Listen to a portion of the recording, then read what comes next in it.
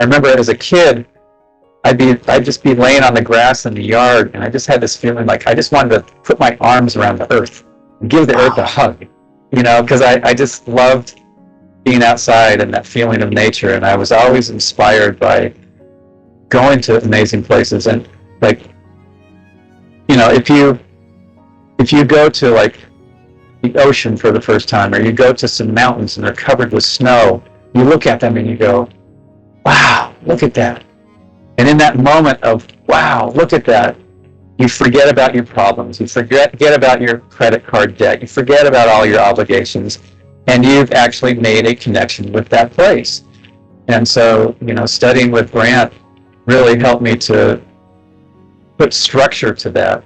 And a lot of what the ritual tradition teaches is to learn how to get your mind to be quiet so that you can hear the sort of answers that the universe is always talking to you and telling you. And so that actually ended up becoming a bigger and bigger part of how I was able to do well in the sport as my career continued on and I continued to study with him. And so it was, I think that's one of the sort of undiscovered pieces in performance and athletics and sport. Like, self-confidence isn't about being all pumped up and being invincible. Self-confidence is really about surrender and being humble before, being humble and being amazed by life itself.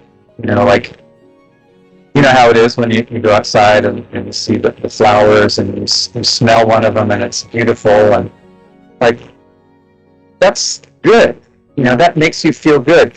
And as much as it sounds crazy, we have to practice feeling good. Like, the more things we do where we feel good naturally, that becomes a place that we can go to when things don't feel good. Like when we're in a challenging situation. We can take that breath, we can step back, we can go into that space within ourselves that knows that no matter what happens here, I am going to be okay. Even if it doesn't turn out the way I want, the way I hope, my life is still going to go on.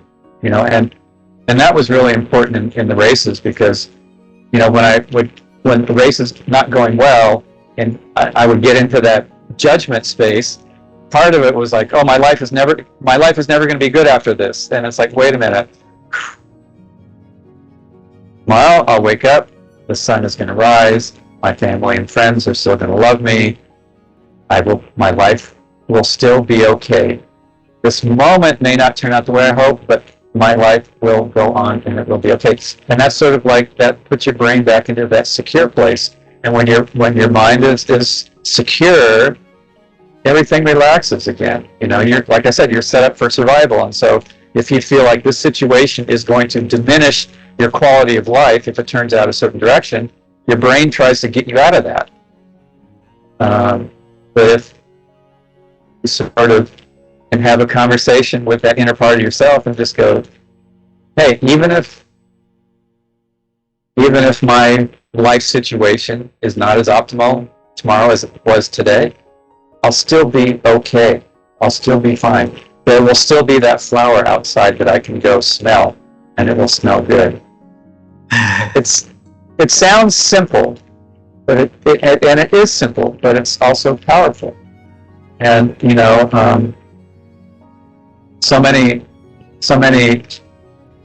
health organizations now are saying, look, if you want to have life health, you have to exercise. You have to go outside.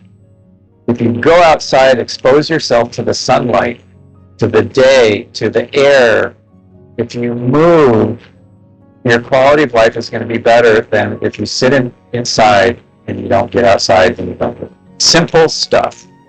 But it's like the Weetal say, everything really powerful is simple, you just have to do it.